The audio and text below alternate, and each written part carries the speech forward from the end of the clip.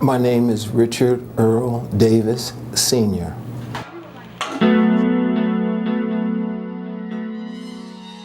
I joined the Army because my girlfriend got pregnant and I needed to support my child.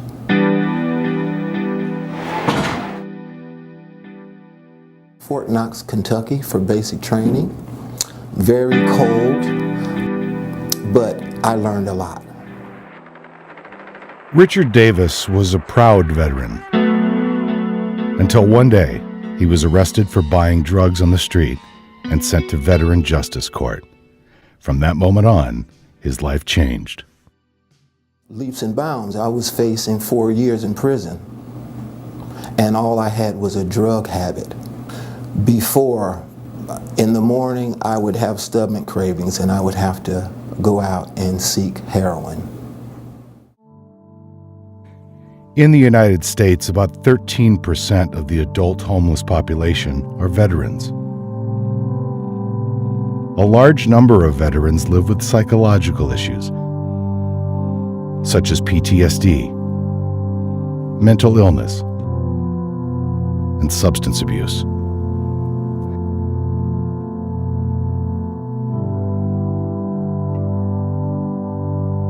Iraq, Vietnam, World War II, any of these recent wars that we have, is when they get home, they're introduced to a problem. How do I solve my problem? I get high.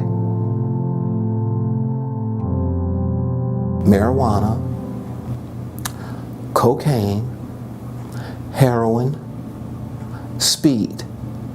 So this was always going on in the military. And the Veterans Court gave me that opportunity to, if I clean up my act, I could get this case dismissed. When we learned about the model in New York and we heard very good things about it, we really liked this restorative justice component. We also have a Veterans Justice Court program, which is once a week. And so that was our attempt and our desire also to expand that program, but we wanted to start it as a pilot. And so we started it, the VJC, once a week. They enter into the program and we monitor them weekly, and for the first phase. If they keep doing well, then in phase 2, they can come back to court less. And then by the phase 3, they may come to court once a month, but they're still receiving services from us. We just want to make sure that they're on track. And then eventually they kind of quietly graduate from the program. Things that they're asking you to do. You understand?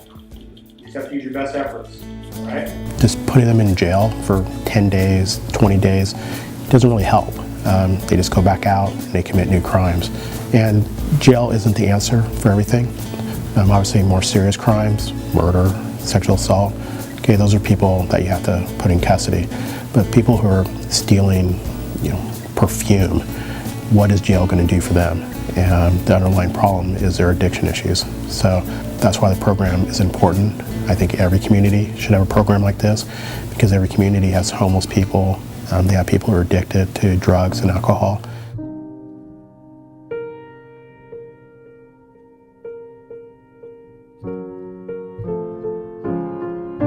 Everybody needs a chance. Everybody needs a chance. I serve my country, and I've done everything right except for abusing drugs myself. In early 2013, as one of the first VJC clients, Richard started attending regular group meetings. So they have their treatment groups at the Veterans Administration, they have the medical appointments at the VA Medical Center, they go to residential treatment through the Veterans Administration, and so it's a slightly different clinical path and slightly different supervision. Cognitive behavioral therapy, which is a program by which it changes the way their criminal thinking. So we teach them new skills to think in new ways. 5 social workers, people from the Department of Public Health who are very experienced, helping people with addiction, try to get them back on their feet, try to get them on the right track. I am a civilian. I can vote. I'm not on probation. I'm not on parole. I have my life intact. Richard has a big family. His children are the most precious thing in his life. And this is Tasha. Tasha's my baby daughter. The day he suddenly decided to change, it was because his granddaughter called him Grandpa. Let's say my sister. My sister can be, oh no, he's no good. But my granddaughter, that's my grandpa.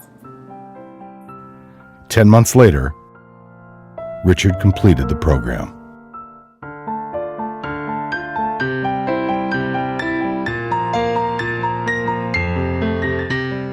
I don't believe in quitting. When you join something, you did that on your own free will. You started, feel better if you finish it.